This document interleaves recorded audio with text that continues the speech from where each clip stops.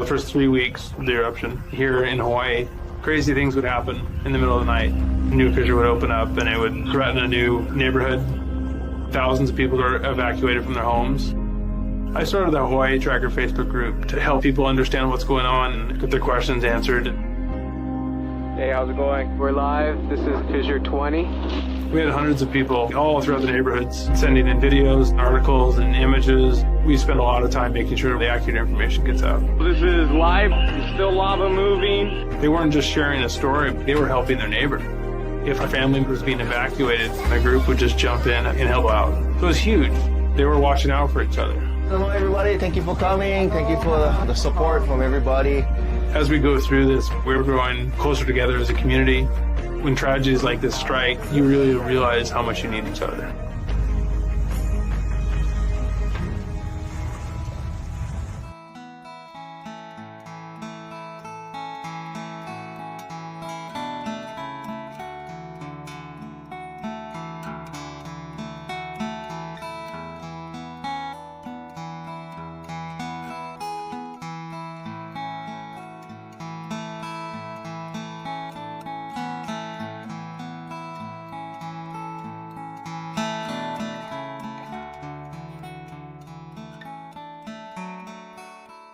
We are the Hawaiian Volcano Education and Resilience Institute, HVERI for short. A lot of people know us from the 2018 eruption of Kīlauea in the Lower East Rift Zone. Working under Hawaii Tracker on the Facebook group. Since then, we've been trying to carry on and take the lessons, the hard lessons that were learned during that eruption and try and prepare for the next major disaster that comes to our island.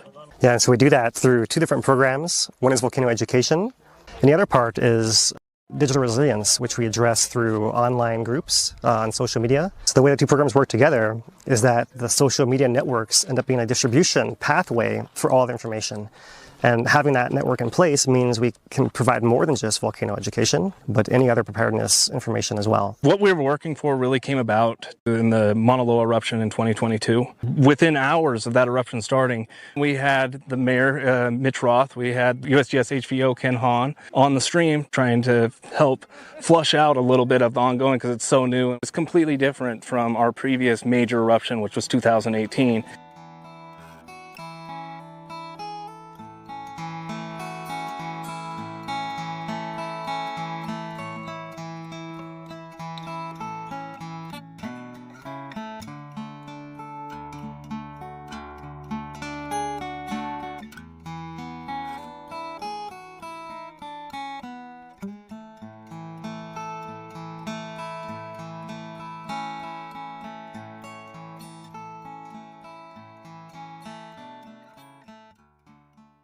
One of the things that Talmadge and I were talking about was how do we deal with social media? It was something we needed to figure out and get right.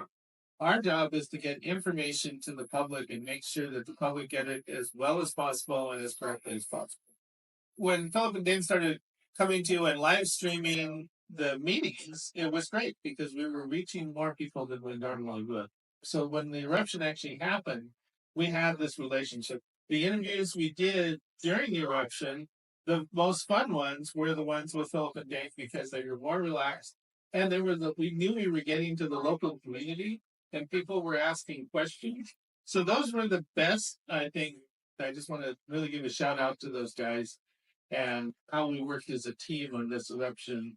It really worked out well and we got to a lot of people we wouldn't have normally gotten.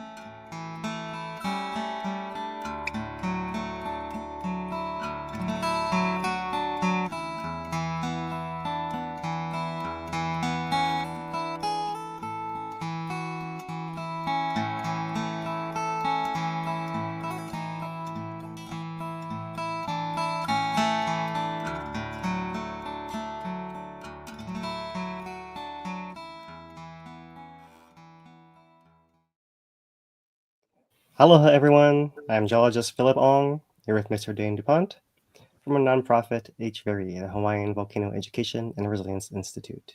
Today is Thursday, December 12th, 2024. Kīlauea has wound down a little bit from her earthquakes the last couple weeks. Maunaloa is still quiet, but we'll still find a recap in here and an anniversary of Mauna Loa's eruption 2 years ago to talk about today. How are you doing today, Dane? How's your week Oh, been? doing pretty good. Yeah, and we've also found a way to make this week incredibly busy for ourselves. And, thankfully, the volcanoes not creating additional work on top of that for what we were already doing this week. Full plate.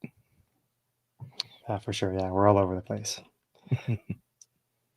All right, so as usual, we'll take questions. We'll do our presentation in two parts today. We'll talk about Kīlauea first. We'll take a little break. Then we'll talk about Maunaloa's anniversary in the back half. And Dana will be leading discussion in the chat, collecting questions as well for us to discuss as we go along. And anything else, Dane, before I get into it here? No, I think we can dive right in. All right, let me get our screen situated properly here.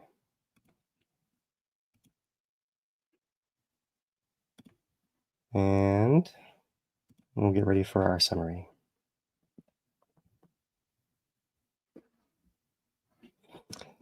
Aloha, everyone. This is our Hawaiian Volcanoes summary for December 12th, 2024. Kilauea's earthquake rates have decreased this past week to less than half of what they were for the previous 2 weeks. And this corresponds to a slowdown in earthquakes, mostly in the East Rift Zone, as there's continuing events happening mostly in the Summit and South Caldera areas here. As you can see in the map of earthquakes this past week, a lot fewer earthquakes near the eruption site between Nāpau and Makaopuhi craters, and in the Upper East Rift Connector by Maunaloa as well. We do continue to have south flank earthquakes ongoing as the volcano continues to adjust, with the flank moving seaward to all the changes happening upslope, as well as the deeper earthquakes from Pahala feeding from the hotspot to the volcano, shown in blue here. Looking more closely at the ground surface of Kīlauea, this is a ground tilt at the summit and East Rift over the past month. The summit is in blue and the East Rift is in green. So the summit over the past month has had a net increase in tilt, but really over the last week, it's been a net decrease, in fact. So much more stable at the summit with decreasing ground tilt. And you can see here at Puʻuʻōʻō crater on the East Rift, we're also having decreasing ground tilt. So a lot quieter than the previous 2 weeks. If we do go to the Maunaulu area in the Upper East Rift Connector, we do see there's some still slight inflation happening there. This is also reflected in the South Caldera on the sand tilt graph, which is not shown here. But if we continue further down the rift to Puʻuʻōʻō, we see that while Puʻuʻōʻō itself has been deflating, we have seen a signal from the tangential component here that has occasionally shown inflation of that reservoir near the Upper East Rift Connector. You can see here it's risen a bit over the first part of the last month, but also over the last week has been entirely stable, and if anything, a net decrease in tilt there. So really much quieter overall. And the final piece that supports this is our GPS measurement, north to south across the caldera. This is for the last year. If I zoom in on the right side here, you can see that the caldera has switched from extending to contracting. And this change in and of itself is not unusual. You can see it's happened several times in the recent past, but it does show a little adjustment happening different than what's happening in the previous 2 weeks. So that's the story on Kīlauea. We await the next development and see what comes next. Maunaloa is also quiet. Here are earthquakes at the summit over the last week. There's very few to speak of, scattered across the map here. If we look across the last year, these are earthquake depths versus the last year of time. So here we are on the right side of this is the last month or so. What you see is a very similar pattern to what we've seen for most of the previous year. Right? If anything, we've had slightly different pattern in the deeper earthquakes, and perhaps an increase in some of these events month to month. But overall, earthquake rates are still quite low on Maunaloa. And similarly to Kīlauea, and perhaps this is related, we are seeing a slowdown in Maunaloa's caldera extension as well. So once again, this is north and south across the caldera, but this is Maunaloa instead. And here you see, once again, a slight contraction happening, which likewise has happened at other times during the previous year. all on a temporary basis. So we also await Maunaloa to pick back up. This is all within the greater pattern of it refilling following its 2022 eruption. And that's our Hawaiian volcano summary for this week.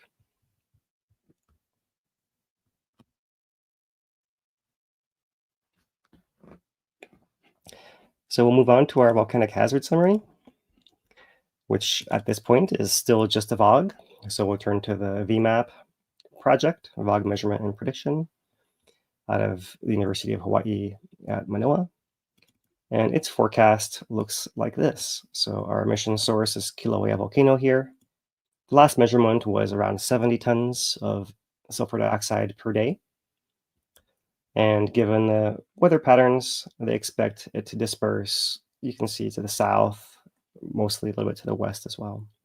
So you occasionally see a little bit of yellow popping up there or there or there, and you can see a little bit in the saddle here as well, but pretty transient and not very intense. However, if someone is a sensitive individual with respiratory sensitivities, then you certainly want to be cautious in any of these areas near the volcano and follow the guidance in the national park. So that's it for our hazards here. We'll go to our earthquakes, another hazard that's ever present. And looks like this is gonna not load properly on me. Let's see if I can get it to adjust here. There we go. So here we have earthquakes for the last 2 weeks. These are plotted by depth. So the blues are deeps, followed by the yellows, then orange, and red and maroon is the shallowest ones there. Purple is deep as well.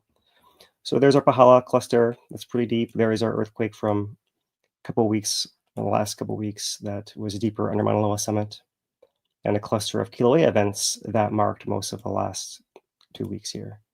So let me zoom it in a little more, and I'm going to flip this so we can go back to the last 2 days.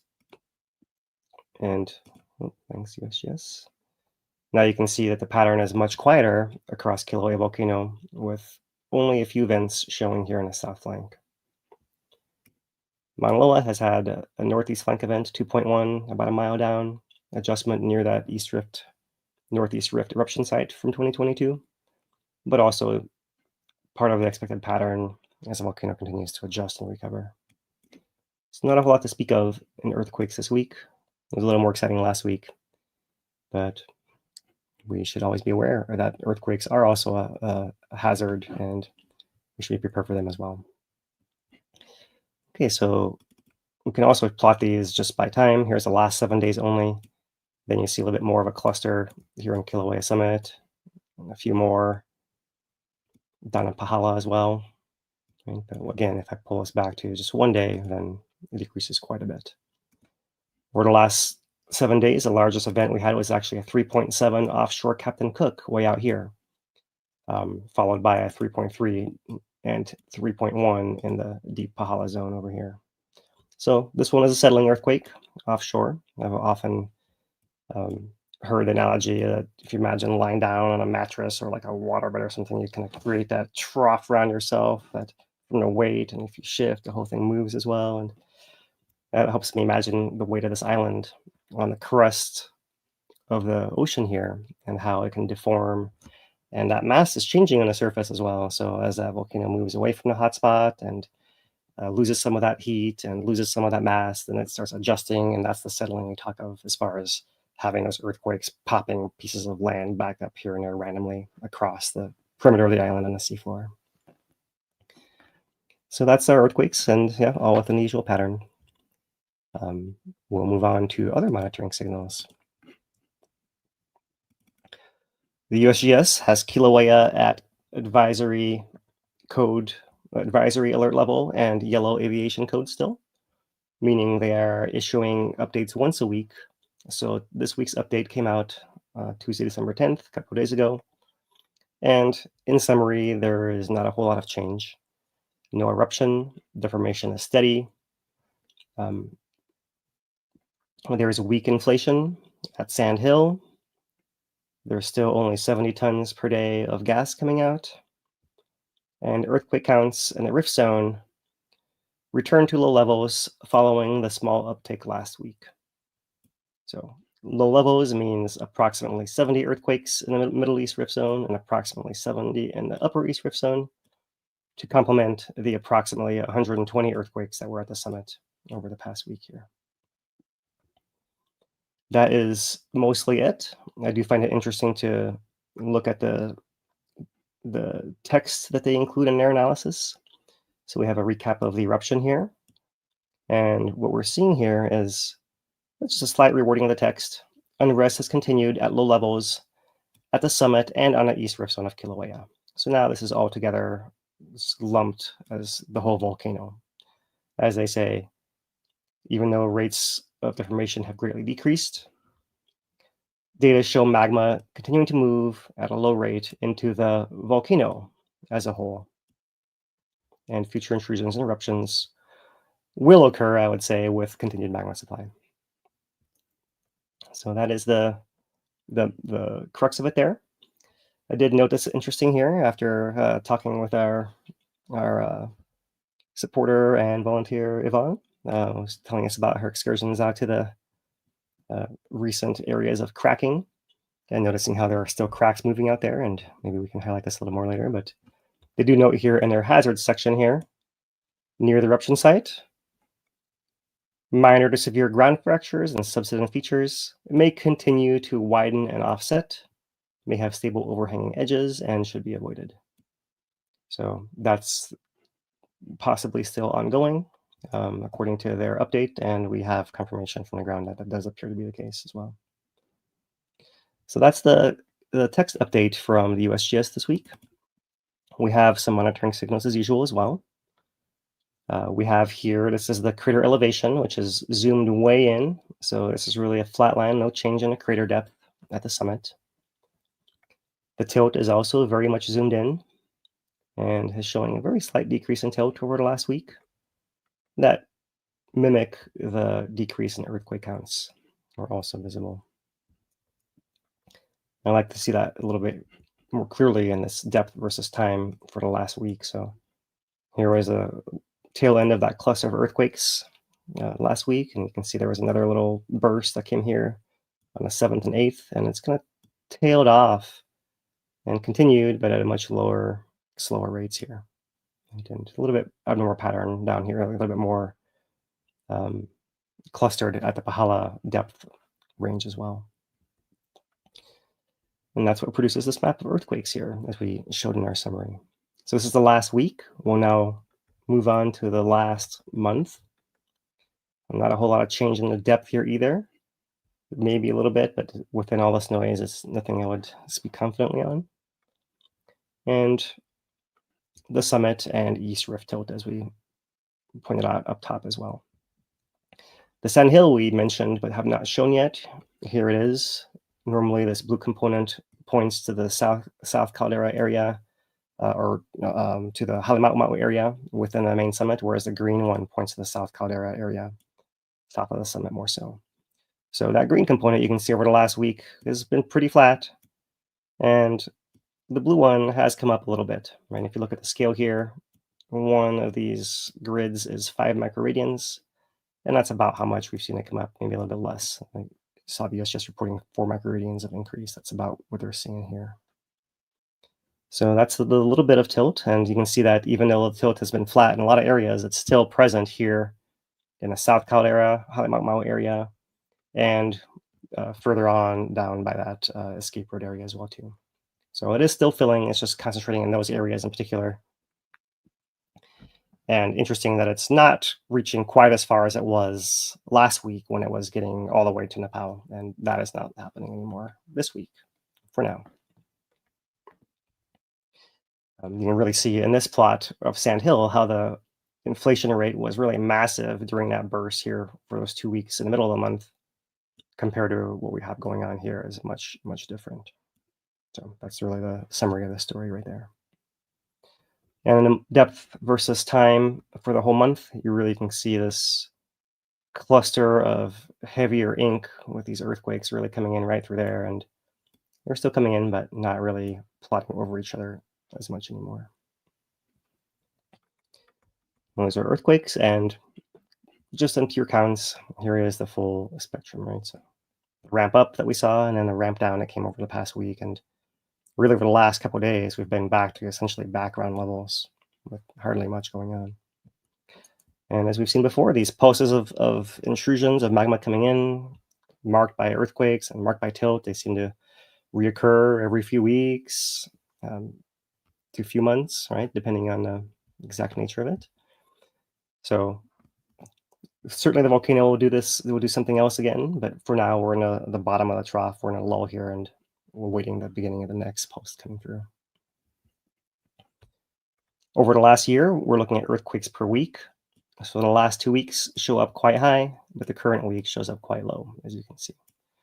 Those high weeks were nothing extraordinary compared to what we've seen prior to other activity on Kīlauea in the last year. As you can see here, the most recent eruption we had was in September there, so that was a buildup, and that was that level of earthquake. So we might have been getting to, maybe we'll build up to that, but because you can see, we have not sustained it for long enough. So that's the difference between then and now. For the last 5 years, we tally earthquakes per month. And so now we can actually see the relative events to the pre-eruption time. And when we have such big buckets, we kind of average off these lulls and peaks. And so you have a smoother average here. So those are earthquake counts. We mentioned GPS before as well. The slight contraction is interesting. And that could just be that the inflation center is moving to the south as well. Again, we've seen that happen before, where if it moves south of that crater rim point and the south of the measuring stick here, then it's pushing the whole ruler, both ends of it, to the north, and the southern end possibly faster to kind of collapse it and contract it, like an accordion a little bit here. So that's what we see. The 1 year distance across the Middle East rift at Puʻuʻōʻō is a little bit noisier and harder to interpret. You can see the longer term pattern of it was contracting, contracting, contracting. And then we had the intrusion pulse come through in July, and we saw this big expansion where we saw movement of the rift zone widening, but dropping down in the pool area as it was being pushed from Makaopuhi and Nāpau to the west. And since then, it's that same kind of pattern where the ground is not really rising so much over there, but it is wiggling a bit still as the magma chamber reservoir network under Makaopuhi to the west of there fills and slightly empties and fills some more, and all in response to the changing pressure in all different parts of the system. So a lot of detail is happening, but on the surface, really quiet and not much to see there. Here's a map of our recent eruption site and the Nāpau crater. Right? So it seems like more in here is where we're seeing the filling right now, and not so much here compared to the previous 2 weeks. So that's our monitoring data. And with that, we'll switch to some observations. I thought I would leave this map of our recent eruption in Nāpau briefly up here for us to refer to. The S2 camera we'll look at is positioned somewhere over here, looking in this direction like that. And here is how that looks today. See, it's been cloudy out there. A little bit of fume coming up from the recent eruption site, but not a lot to see that's very different out there in the recent times. However, the USGS did make an excursion to the eruption site on the 25th and shared a whole photo album with us. Right? So to start here, we're on the west rim of Nāpau, looking down across Nāpau crater to Puʻuʻōʻō in the background over here. And Puʻuʻōʻō has got this shark's fin looking feature on its north rim, part of the collapse cone. This cone used to be quite a bit taller before collapse through many years of its activity. Nāpau crater was quite a bit deeper before this eruption. So what you see here is this is the lava flows that have filled Nāpau crater to where it has much lower depth, especially on this eastern side over here. On this west side, there's still this big hill, this big cliff that you'd have to traverse down to get to the crater floor there, which the USGS have done, right? So they're going to share these photographs with us. So here is what the view looks like of that lava falls area into the crater.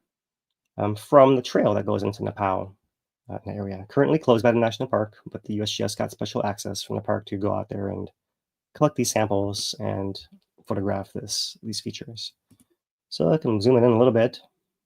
You can see there that a lot of spatter, lots of these small chunks of unconsolidated rock. There were bits of lava that were thrown out, maybe falling off of the cliff and flying around with the winds, or splashing as the lava hits something and bounce somewhere else. And they make a point to come down here. This is the actual trail down into the crater right there, this area right here. And they say that as far as here, they're seeing pieces of lava spatter that are fresh, that have blown over from this eruption area over here.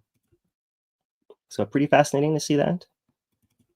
We get a lot more. There's our original view across Nāpau crater. They came across quite a lot of lava trees, right? So in this case, the lava came around the base of this tree, burned it. The tree fell over. We're looking straight down on it. It's fallen over part. That would be the part that burned off right there. And it left this cast. That's the tree mold, as we know them here in Hawaii. One view of what that looks like. There's quite a lot out there when the lava comes through a new forest.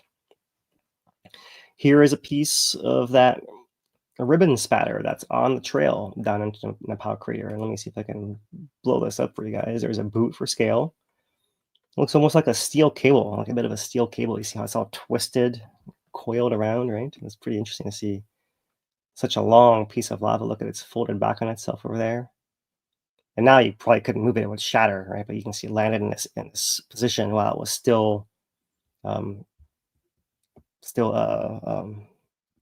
soft enough to not break, and it's kind of cool and cracked in place right there. Well, pretty cool to see that. Zoom that out, right? I don't know how if you stretch this thing out, maybe it's a meter long, something like that. Pretty impressive. And it's interesting that it's solid enough that when it snaked back and wrapped upon itself, that it didn't sink in and create one piece. That they were solid enough for that, but not solid enough to break upon impact into 1,000 pieces. Yeah, I mean, it landed still probably glowing red hot, right? And then cooled into that cracking right there. And yeah, pretty interesting. And yeah. Hard to imagine a path that thing had to take, and maybe it had to hit some ramp at a certain angle while twisting and flying. Who knows? Caught by the wind. You get all kinds of cool stuff. You know, we'll see more of these as well. But yeah, lots of cool features you can see that they're sharing with us. They're really, really fascinating here. Next would be what they're calling lava rosettes, right? There's somewhere near the edge of the flow where you're seeing the lava actually getting caught on something that's pinned and solid, and the flow is moving and the edge is caught and spinning, and there's your rosette. Pretty cool feature. Lava trees. And this is actually the bottom of the tree. The ground surface is up here. And so this is the cast of where the trees were standing. The original ground level was down there somewhere. And we have this bubble. Then within the bubble, lava is drained out after that initial, what I like to call a flash flood of lava that occurs when the fissures first open up and send that massive volume out early on. And once it receded, drained out everywhere except where it was already stuck to the cooled trunk of a tree here on the inside. So pretty cool to see these kind of features too. And likely it's still warm in there when they're down in this hole taking this picture. Different view of other lava trees. So if they're actually stuck in the ground, it's just a cast, we'll call them a tree mold. If they're sticking out of the ground, we'll call them a lava tree. So there are some cool lava trees. Lava trees in general, when you see them, especially flat topped, like over here, that tells you that's the depth of the flow. The flow had to come across here and flooded this whole area, and then receded, and then left these columns where it had frozen against the trunks of the trees. Now, sometimes you have these knobs on top of them, there and here. And if you look closely, let's get a little closer look there, you actually can see this is spatter that's fallen from the air. And so this was actually exposed to the air. Right down here, it looks like it wasn't. This is probably the base of the top of the flow right here. So stuff's landing on top, and the river flood of lava is sweeping across the bottom here, and then everything recedes. You end up with a feature that looks like that. And beyond that, since the eruption is over, some of these have continued to act as chimneys for all this heat. And sulfur-laden gas. So you can see these sulfur crystals depositing here on the inside of the chimney, which is this lava tree that's still remaining here. There's one in the background there, and one here in the foreground too. Really fascinating and cool features to see here. You know, it rains a lot here, right? So once this eruption cools down some more, and it's possible that some of the stuff may actually dissolve away over time. So it's really cool to see it so fresh at this point in time, just a few months after the eruption. And those ones look like they've already fractured. They've broken off midway up. So the weathering on them. So that kind of cracking, usually happens right after the flow is ending, and like the lava levels, when it's full, it's holding all this stuff up. And when it drops down, and a lot of stuff is, if it happens to be perfectly balanced, like the ones in the center here, then great, they stay up. But if it's not, then that's when it'll fall over, or the top will fall off, or something like that will happen. There are areas where you actually can see lava trees that have fallen into the flow and then got coated again while the lava is still moving. It's pretty cool to see, but I don't quite see that in this picture right here. More fascinating images. Here is the western end of the fissure where lava was coming through the forest. And this ohia tree, I'm not quite sure if I see any green leaves on this one. Not sure if it is recovered yet or if it will, but you can see it's got these 3 globs of lava, right? And just like the other one, right? This had to land up here still red hot to be able to ooze its way down and drape across both edges of the branch.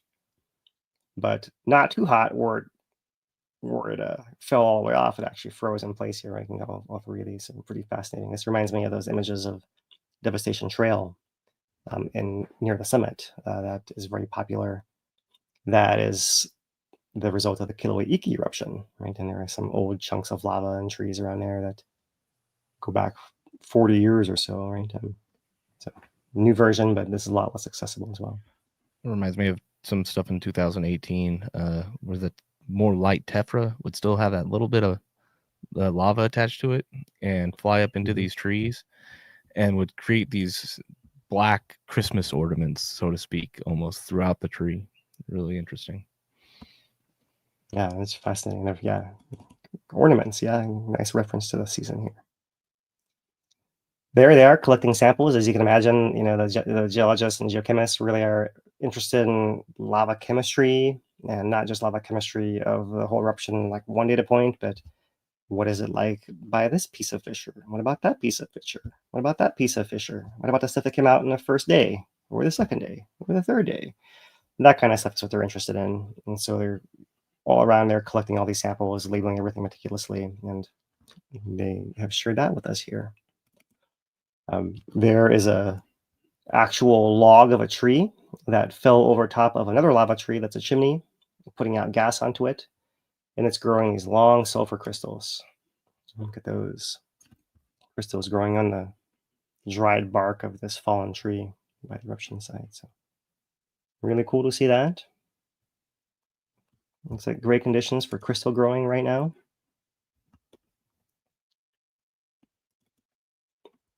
Here is a geologist along one of the fissures that erupted. So here you see that oxidized, this red-colored lava rock.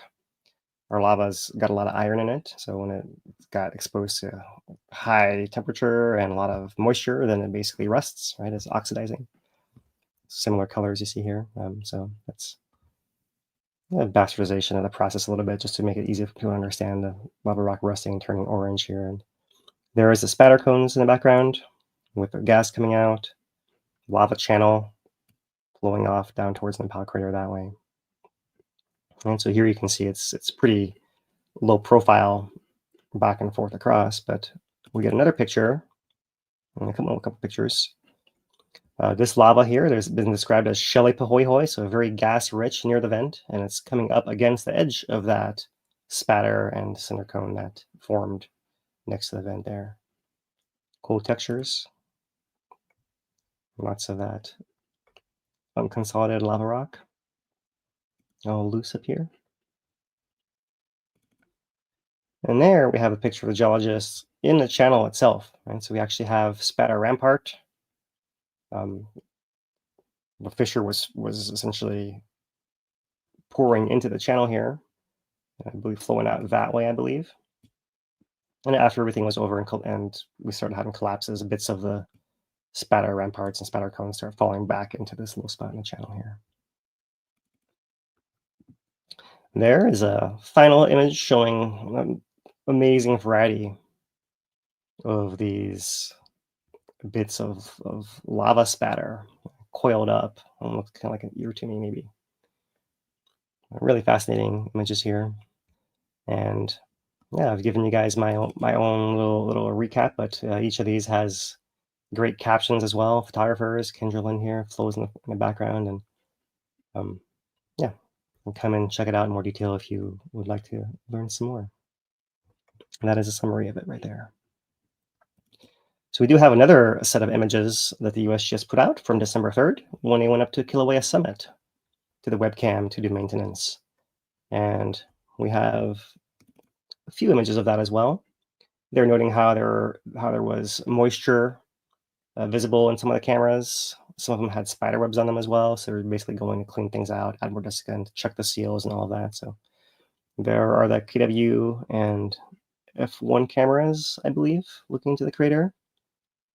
And geologists finding those bad seals in a box there. So they have noted in the captions here, they're going to have to come back out here to either repair or replace this. Now they know what the problem is. They fixed it temporarily, but there's always work with so much equipment all across the volcano. And another one of these, but now we're looking at the, I believe it's the B1 or the B2 camera. Let's see if I can come down here and refresh my memory. B1 camera. That's here on the edge of the crater. So now we're looking, here's Maunaloa to the north, right? So we're now on that southern edge, southeastern edge of the crater. Here's a down drop block, and here's that most recent eruption site. So this camera was the one looking at the September 2023 eruption of Kīlauea Summit that was in this area.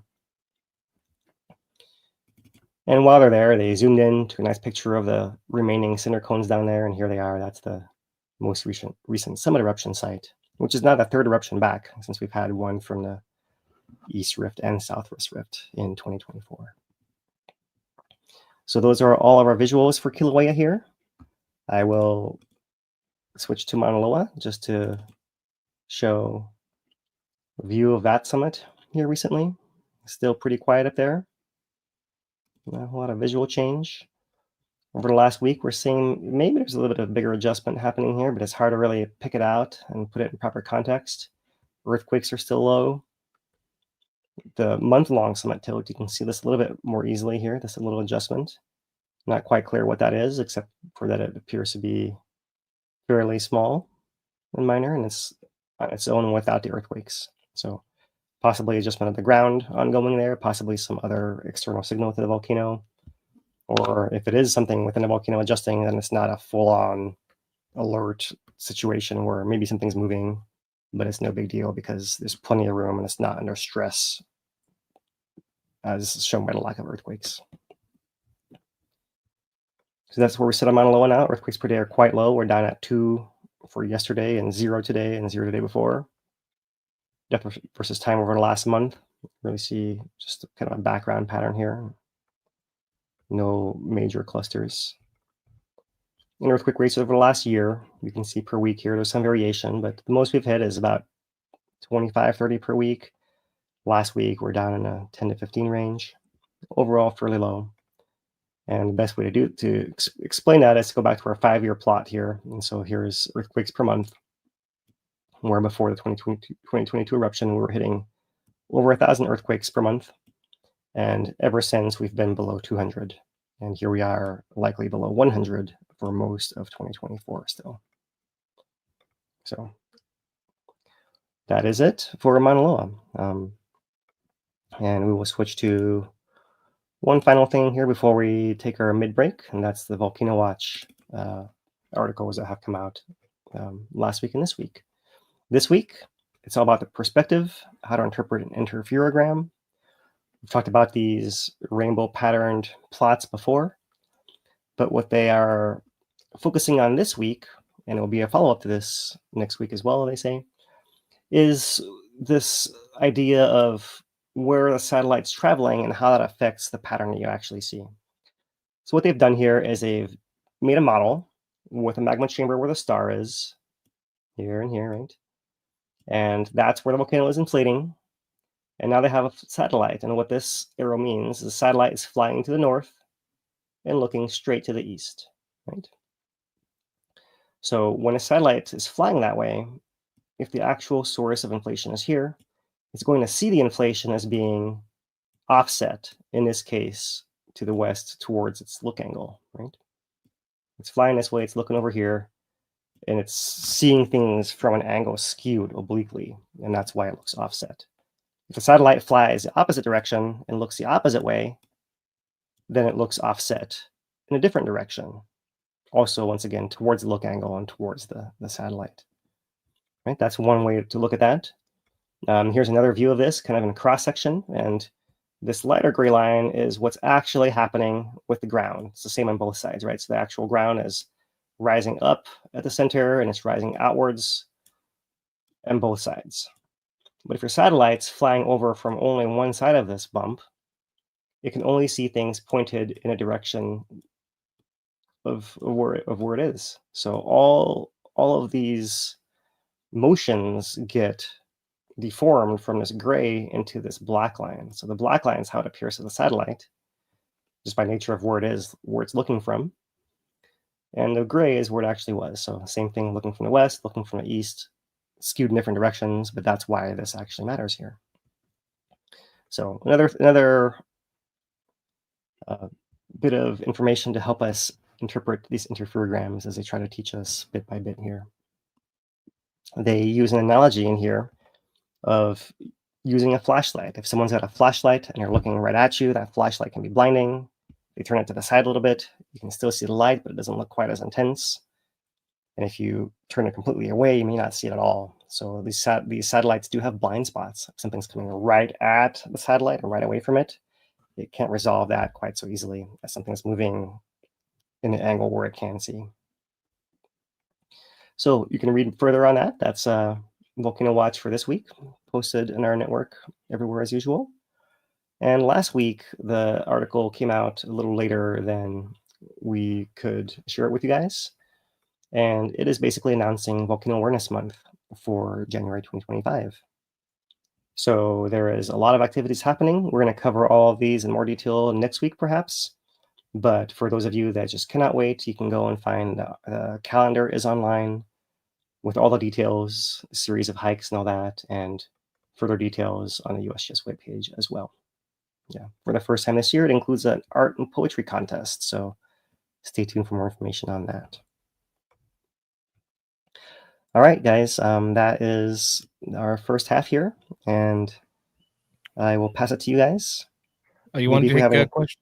Yeah, do a question first? Yeah, let's do it briefly because I am going to run out of power here. All right. From Gary Lewis asked, does Kīlauea have a cycle of eruptive behavior, i.e. erupts for 100 years on and off, then quiet for 500 years, similar to what happens in Iceland, or is it more or less continuous? It does have cycles, yeah. I think the easiest way to, the cycles that I think of are cycles of more explosive eruption and more effusive eruption, right? So we know that Kīlauea has had times where it's got a lot of lava flows coming out, and a lot of times where it's exploding and creating ash clouds instead.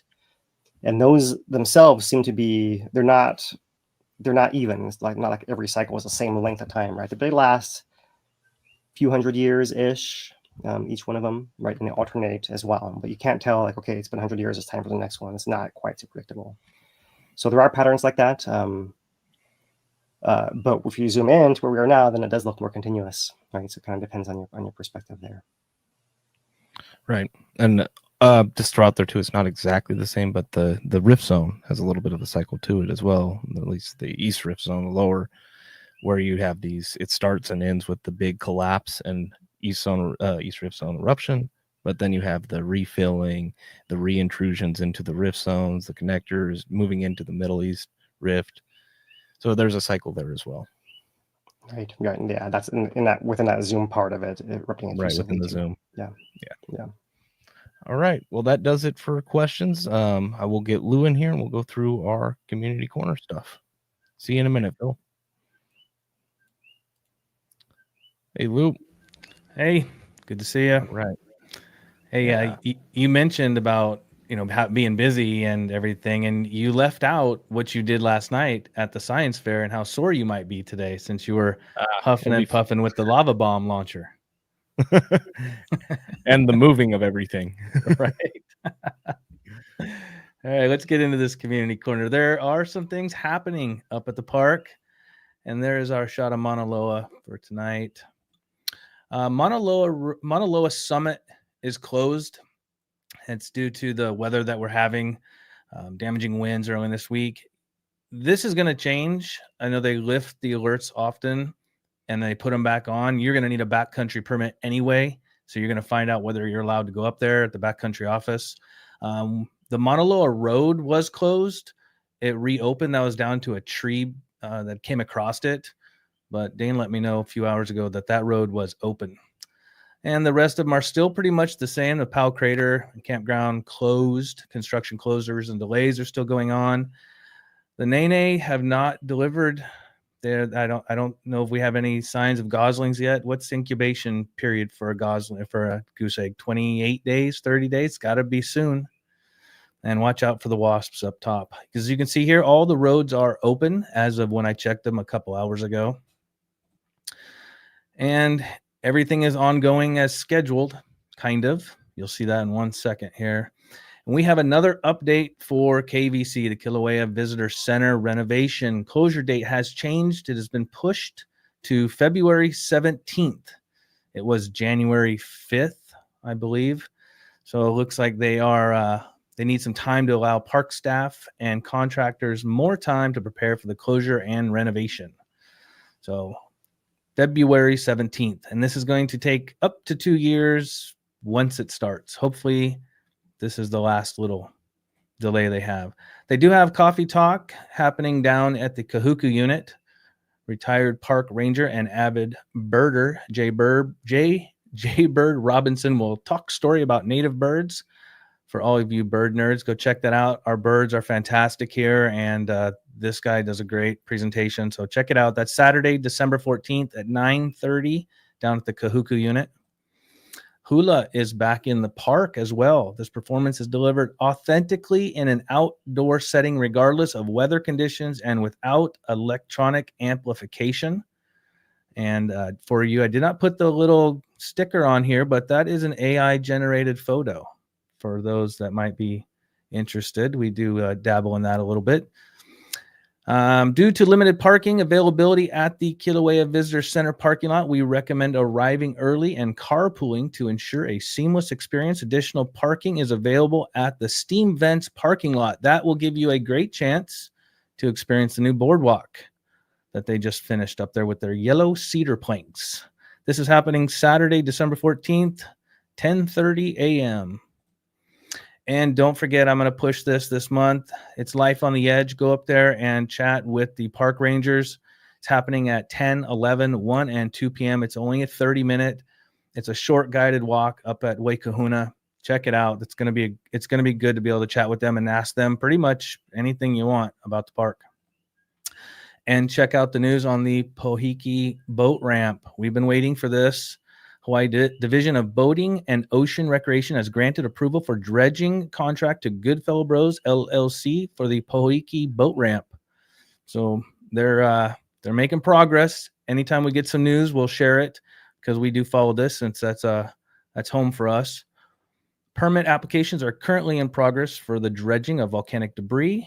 Estimated times for construction initiation are projected to start as soon as February 2025. With the hopes of completing the construction by November 2025. So not bad, right? Looking forward to that. And our friends at the Pacific Tsunami Museum are doing the human tsunami on 12/14/24. It's I've never done this. Dane, have you ever done the human tsunami? I don't hear you. I don't think Dane's ever done this. That? So everybody gets together and waves the downtown Hilo. Tsunami wave. I don't know. Check in coffee hours at 10 a.m. It's on 12/14/24. Am I to envision the like a stadium wave starting That's at what I one thought. end of Bayfront and moving to another. That's exactly what I thought, but I think it's about spreading awareness. Yeah.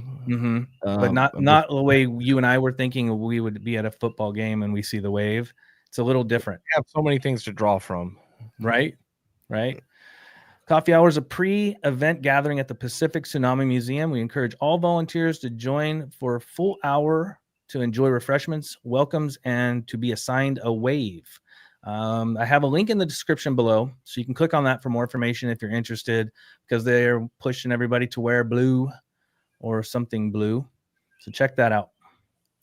And we did launch our newsletter this week. It was a little tardy, but it is out. If you're not subscribed, you can go over to hveri.org/subscribe and sign up for our newsletter. It comes out every month. And I would also like to take a moment and welcome and thank our new partners, Midland Communications, Midland Radio Corporation, for hooking us up with some walkie-talkies for our upcoming projects. And for most of you that know what we do when we're out doing live streams, civil defense, or in the park, there's a couple of us, the outreach with the science fairs, the science events that are going on. We need some help, and they were gracious enough to help us with some products. So thank you to Midland. A link for them is in the description as well.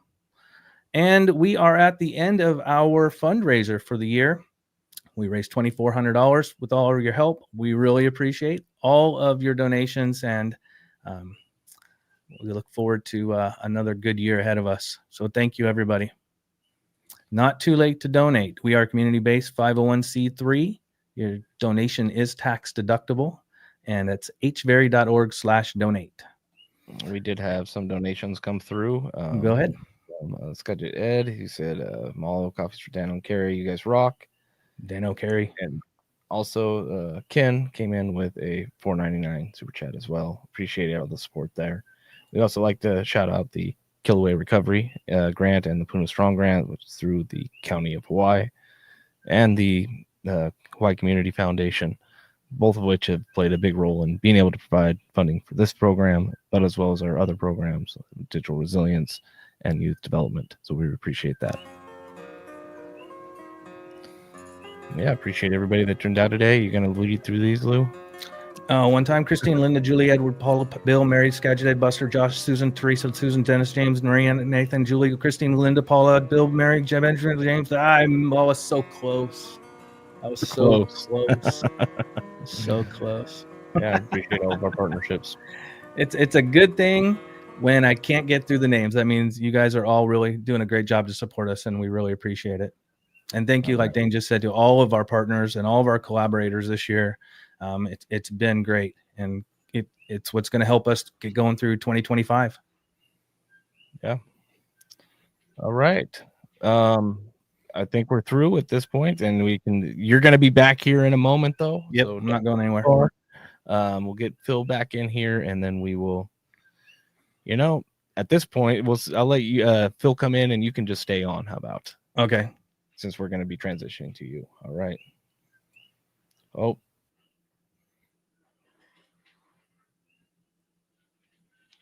Hey, guys. So, yeah. Mahalo for your support. Appreciate you guys doing everything you do for us. And, yeah, we're happy to serve our community as well. All right. So, for our volcano awareness presentation this week, we're going to continue with Maunaloa. And we have done both the opening phase and the main phase in the previous episodes. And today we're going to focus on the end phase of the eruption overall. However, before we get to do that, we're going to catch up a little bit since we were going a little long last week. We did not include all of our main phase stuff. So we'll start off with a recap of a little bit of that. And we're going to do that through the eyes of our live streamers, in particular Lou. So Lou, we know you were up there for quite a bit of this eruption. Every day. What would you like to share with us? This was an interesting eruption because we'd spent from 2018 till prior to Maunaulu erupting, we've got there's been 20-some thousand hours of lava on the ground to film or live stream. And Anna and I live streamed a huge chunk of it, probably 1,000 hours or more, up at the summit of Kīlauea.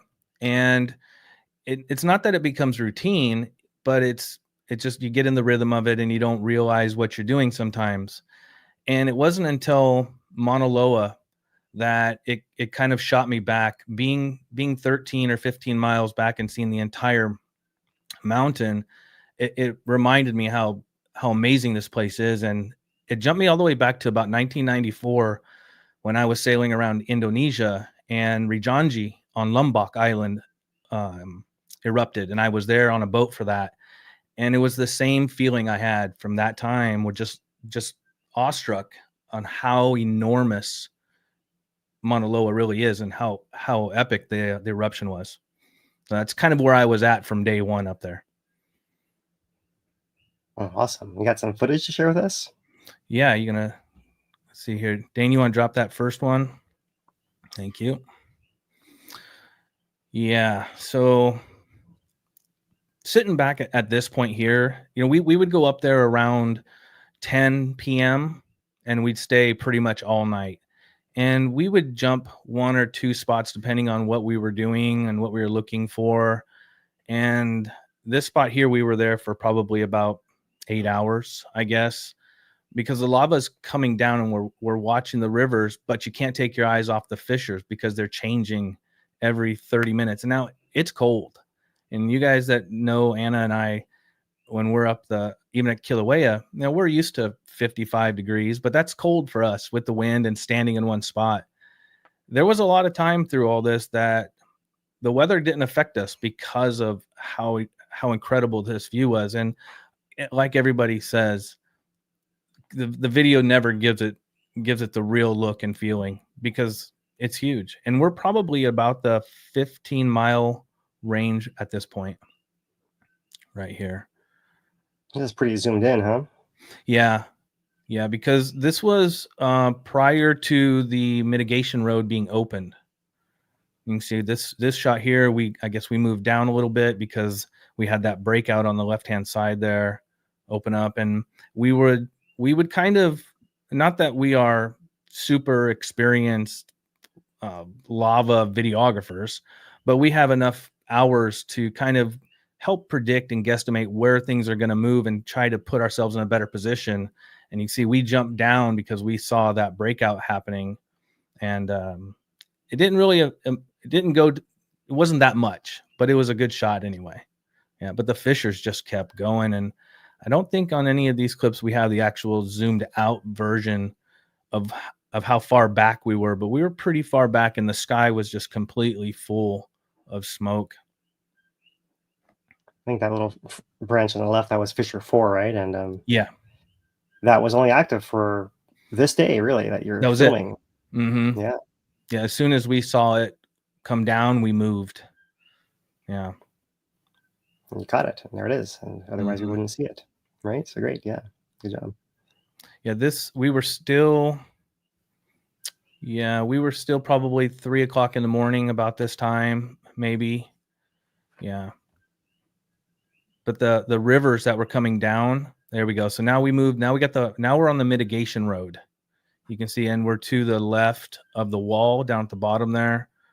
That was coming forward, and you can see how full of emission. What was our emissions rate, Phil, for that? 200,000 plus?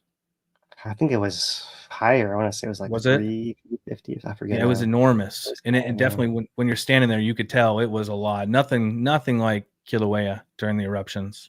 Nothing at all. And this is one of the struggles of live streaming. Everybody wants close-up shots. Everybody wants to get in as tight as possible. And you can see, there we go. We just jumped in a little bit.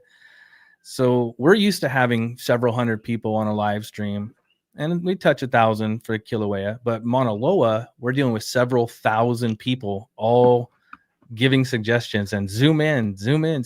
And Anna and I are looking at each other going, but you guys don't understand how beautiful it is zoomed out. And just to really appreciate what is going on, you have to see the entire eruption now. Yeah, but some of those fissures that you can see playing up top in your view here were really hard to see with your naked eye, actually, right? You could see them, but they were like that big, right? And you Yeah, could see they them were out moving. there. You could see it, and you could see the sharp bits of lava. It's so Mhm. small. So I thought it was cool to see these zoomed in views too, and even being here on island and seeing it. I want to see both. Yeah, we definitely weren't. Our gear does well at mile, 2 miles, 3 miles. We never anticipated to be stretching out the lens to 14, 18 miles to try to get a good close-up shot. Put those cameras to work.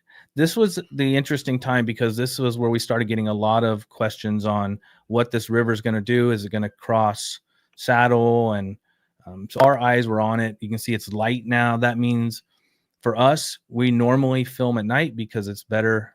It's better views for us on the camera. But we were getting a lot of questions and a lot of concern about what was going to happen with Saddle Road and were we going to cross. So we stayed up there during the daylight hours, and which was extremely difficult because every morning as the sun starts coming up, so does the weather. And there's that belt wave of cloud that comes straight across the camera lens from where we're standing up on the saddle between us and the actual fissure up top. Go back to the forest still coming down. Yeah, you can see the fissures up top just really going for it now. And it was good. Now, as a character of those early days, you saw the fissures seemed longer and wider. There was more of them, right? And then the next few days, it was a single spot, and more so towards the right there. Yeah, the view of the fissures going like this with the river, we don't see the fissures anymore as we drive across the island, but we still see all the cooled lava that's coming down. And we stop and look at it sometimes and put this picture that you're looking at right here into our focus, because it's completely different day and night when filming at night and then looking at it cooled during the day. And it covers a huge portion of that mountain. The mountain is so big. I mean, it is an enormous mountain. It's one of the biggest mountains that we've traversed. Anna and I hiked from Red Hill Summit Cabin all the way over to the Summit Cabin, and it took us. We were up there a week. Yeah, this is where were we on? Oh, this is at the bottom there on the mitigation road again. That's an interesting angle because look how low we were. It's early on as the rivers are still coming down, right? Mm-hmm. It's hard to tell, but like in this shot, they're probably 1-2 miles long already. Right. Yeah. And by the end, it would get to be about 12 miles long, I want to say, close to 12 miles long. Yeah, they were about 12. So that's hard to really describe how much is in that field of view, right? And then when it was glowing, it was really easy to see. And I have a hard time nowadays looking up there and picking out exactly which flow it is, because there's so many different flows and they all look like they could have happened last year, really, Right. And that's what I'm saying. That's why we've stopped and we've looked, and it's massive. It's absolutely massive. Yeah. One of our other challenges when we do this is location, and not always for the best shot. Sometimes we're trying to stay out of everybody's way. So sometimes we are in positions where we don't have the best shot, but in an eruption like this, there were thousands and thousands of people going through every night. We try to put ourselves in a position not to be in any type of traffic flow or just being a nuisance. So some shots, we would shoot for 2 or 3 hours and then wait for things to clear up and then move again. There's that full out. I think that is completely zoomed out at that point right there. Yeah. That's how far away we were. It was incredible. Yeah. Incredible. Oh yeah. This is the morning. One of the mornings we packed up after a whole night, and then we went down the road and we picked up the view of this wall. So we stopped and did another quick live stream for about, I want to say 45 minutes and shot this. A question was, everybody asked because they'd seen some of USGS's videos, could we hear it? We couldn't hear anything for as far away as we were. Even when the wall with it sounds like the breaking glass with all the lava moving, we couldn't hear that either. So it's so windy up there. It's a good shot of the wall down at the bottom, just making its way forward. I do have a question for you. So we mentioned the gas and the tremendous amount of gas that was being put out. You're down on Saddle Road every day. How often did you actually smell any gas down there? Oh, we didn't. You didn't. We didn't. No. Oh, we wow. smell more up at the summit of Kīlauea actually than Maunaloa, because we were so far away into DC, the plume going straight up, and then the trades just took it. Right there is a good example right there. There was so much wind all the time that it didn't affect no us. Pele's hair or anything on the car either. Yeah. No, nothing in terms of fallout. Interesting. No, yeah, and that's really something that's something that you helped me with way back when we started doing this, about being, prepared, and you guys provided us gas masks just in case there was ever a problem, and told us what to look out for, and we really appreciate that, and we've been really extremely fortunate with everything that we've done live streaming these eruptions, that we don't put ourselves in a position that we're going to get in trouble. Things can happen, but we don't ever go out of bounds, and we don't ever take risks. Right. All right. Well, thank you, Lou, for giving us that playback of going through your footage. I do want to so transitioning into back into the late stages of the eruption, there were still questions mainly around what is it going to do next, and we had models or historical eruptions like 1942 where they went on for a prolonged period of time, and that was now kind of one of the more prevalent concerns, one of the questions we were getting asked. So we had an interview with USGS HVO scientist in charge Ken Hahn where he addressed that. I would like to play that for you now. Go ahead. Just about the progress of the flow and how long it might last, type of thing, and what is a typical. We've heard this compared to 1984, heard it compared also to 1935. Is this, in terms of length of the eruption, seem to be along those lines, or can you even answer that at this point? Well, these kind of Mauna Loa flows tend to be segmented into two parts of the eruption. Some of them, there's an part that's high effusion rate. That's what we're in right now. There's a lot of lava coming out. And some of the lava flows just stop after this part, and some of them then progress over into this longer term, low effusion rate, hoi, or kind of spiny stuff type of flow. So we don't know if this one is going to continue or stop. I mean, this part of the eruption will go for 2 or 3 weeks. So we'll kind of see as we get up to that barrier. It can go a little bit longer than that. I think the longest for this kind of early high effusion rate is about 40 days. So it could go a little bit longer than 3 weeks, which we're talking about. That's like 4 to 5 weeks out there. Right now, there's just no indication, that the vent is putting down a very steady amount of lava. The flow is continuing downhill. So it's there. Now, the other thing that can happen, like Philip listed in 1984, it only had the phase, and it lasted for just about 3 weeks.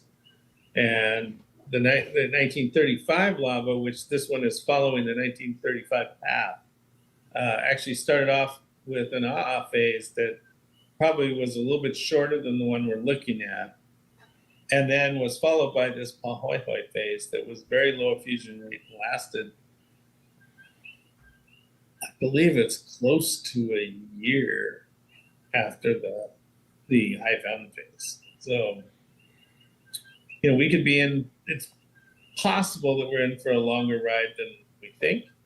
Most of the recent eruptions from Kīlauea, or from Maunaloa, have been of the just only phase without a follow-up hoi phase. So that kind of bodes well for us too. The ones with hoi typically happened about 100 years ago. The more recent ones that are less than 50 years old are all the single phase type of eruptions. All right. So I do just like to appreciate getting on when even in retrospect, hindsight's 2020. Sure. But Ken's vision back then wasn't bad, type of thing. And a lot of the things he's saying, they came out happening that way. So it was really good to just go back and visit that. At this point, I think we're gonna go pick up from here, pick the ball up, and run it through the end of the eruption. So I'm gonna bring back in Phil at this point. Thanks again, Lou. Yep. All right. And welcome back, Phil. All right. So yeah, you were just talking about this. This is a map that was put out around the 7th, how far the flow had come.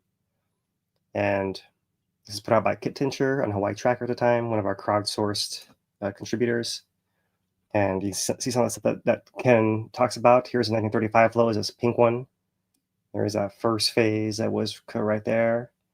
That one was kind of weird because it actually broke out of a second spot, and maybe that helped the gas mix into for the Puʻuʻōʻō phase. And that's something that's a little unusual compared to what we saw in the last 50 years, right? But here is that pink one of the Puʻuʻōʻō phase. It comes here, then it turns and goes down the saddle, and it goes about like that, right? So that was the potential Puʻuʻōʻō phase he was referring to right there. At this point in time, we're looking at projections. So projection at this point in time, given the inundation zones and where we thought the saddles and the high points of land were, was that this flow was most likely, if it were to continue long enough, to turn and follow that saddle east towards Puʻuʻōʻō. Right, there's a little bit of a flat spot right in here. If a flow would come on this side of this line, it might go that way, on this side this way. So you can take it as in between. It's basically the ridge is kind of, this is a fairly flat zone in here. So never came to be, because what happened was right around this time, 5th, 6th, 7th, and 8th is when we start seeing changes around the vent of the eruption. But before that actually happened, similar to what we saw from Lou here, the USGS deployed even more webcams. So we have here, this is the M7 webcam, which was put out briefly. And here you see the very bottom part of that flow, this spreading pancake of lava being put by the river above, and you can see it's widening and spreading out, and you can't quite see, and this is just looping over the course of one day here. But it would actually build up height and then surge forward, and build up height and surge forward as well. So that's what we were seeing down at the flow front on the saddle road. And here is that flattish ground we're talking about right in here. Right? Puʻuʻōʻō would be right in here, so the idea was that this flow might come and take a turn, something like this. That was the M7. We also have an M9 camera. This is a little bit of a slower loop here. You do see there is at the bottom that the viewing road with some car lights down there. The weather comes through, it's hard to see anything, but then you do see eventually the bottom of that flow pancake right in there. And a little bit of flow from above coming down too. So you're right in there. There it is. And those were some of the views that we saw around this time, up to 7th and 8th of December of 2022. But what was changing was happening upslope. And so I want to play this video for you guys starting on the 7th. This is from the M3 camera. I'm sorry, the M8 camera that was zoomed into the Fissure 3 itself. And some things to look out for. One is the size of these fountains right here. The fountains are going to change in size. Things come out through this channel right here, so you can keep an eye on the channel and when things are happening more and less. The actual cinder cone over here, as the lava is erupting, it's landing more material on top of the cone, but the stuff is actually sliding back in to the center here, and that kind of maybe helps choke off the vent. That allows the fountains to squirt even higher, and maybe that's because there's not enough lava coming out to keep it all the way open and keep the things out of the way here. But that then starts leading to surges of lava that start shooting down a lava channel. And so we'll look at that next. But first, here is our sequence of the cone itself at Fissure 3. Those are fairly regular fountains. See an extra burst right there, a little bit higher fountains all of a sudden. Reaching off the top of our screen here. And see this growth of the cinder cone and the movement and sliding of it. You can see how it's growing and falling apart, and you see the fountains dropped way down right in there. So we're on a 9th now. You see much lower fountains. some glow in there at night, but clearly something has changed drastically by the 10th year. We see the USGS flies in, they land, scientists, they go look in, collect samples. This is the wind down phase. This is what Ken is talking about. Well, we see the changes upslope, but we're not sure what that might mean as far as may there be another phase. This is just the end of what we're seeing right now. We might be in a clear, but there might be more to come. Right? And here comes the weather in at the end. So that was the Fissure 3 itself. I'm going to show you guys, this is a video that was taken on the 7th of December by the USGS. This is the main channel of lava. You can see this big uncovered, lighter colored lava spot over here to the east. That's to the west, I guess. Top of the frame here. So you can see the channel is full, lava is coming down across it. It's up to the lip everywhere. That was the 7th. This is the 8th. So before I play this, here is that lighter colored lava area. The main channel is actually here. So it's still full of lava, as you can tell here. But there are other channels that come off to the side that have started to become inactive here. Right? So there's a little bit of red lava still glowing in areas like this, but play this one for you guys. You can see main channel over here, still full and spilling over, but over here down to a trickle in some of these side vents.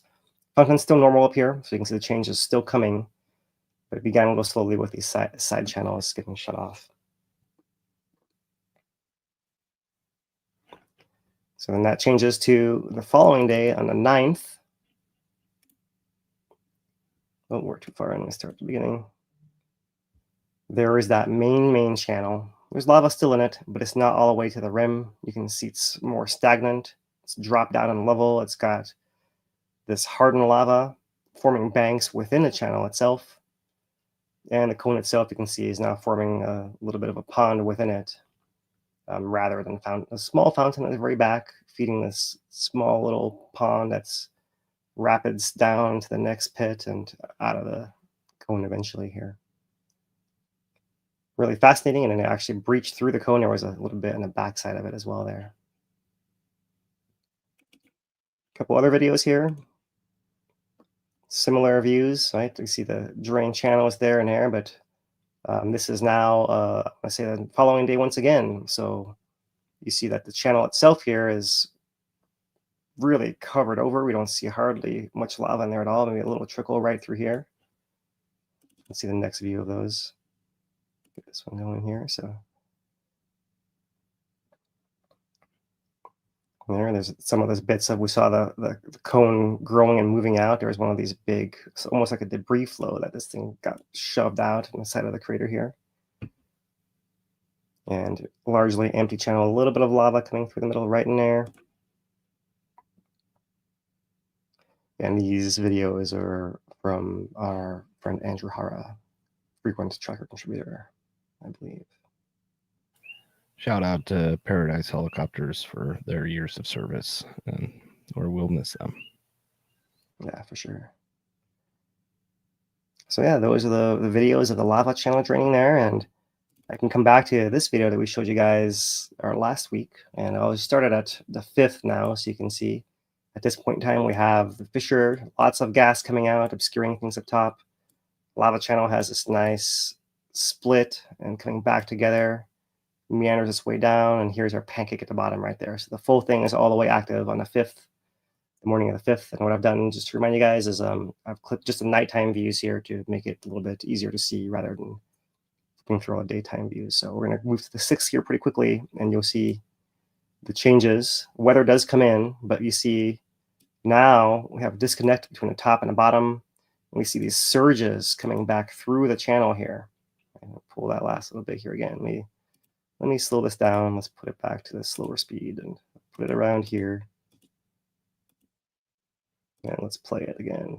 So you can see the clouds are a little bit in the way there, but you can see these surges coming down and actually spilling out of the original channel and making new little flows. And the pancake's still active, but disconnected by a main feeder from the top there. So that takes us through about the 7th. Here is the next night. Let's see a little bit more of that. I'm looping it through here before the weather came through. And it really shows this phase of the the surging from the top and how those surges flushed down the lava channels even as they were cooling and dropping during this time. So a couple of nights later, it's a lot less dramatic. We see bits of glow up the top part of the channel. We see glow from the pancake at the bottom as well. Here's all the car lights driving by, but not much happening up top. And then the following night, this is the 13th night of the eruption. Now it's even less than that. You can see the vent glowing up top and a few small breakouts down at the bottom. But this is really close to the end of it here on the 11th of December, 2022.